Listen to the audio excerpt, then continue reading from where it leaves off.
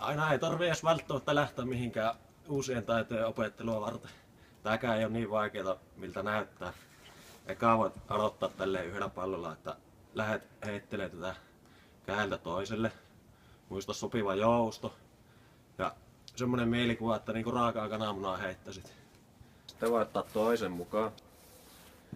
Ja lähteä heittelemään tämmöisellä rytmillä, että y-ka-ko-ne.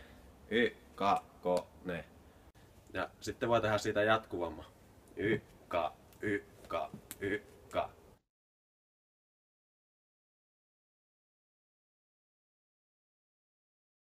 Lähtee kolmella harjoittelemaan, niin se olisi ihan hyvä oppia, että yhdellä kädellä kahdella pallolla. Tässä on tärkeää, että tuo heitto tulee tuolta sisäkautta. Eli liike on koko ajan tämmönen. Kummallakin kädellä.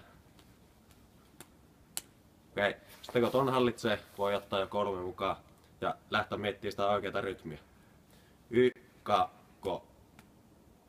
Y-ka-ko-ne. Y-ka-ko-ne.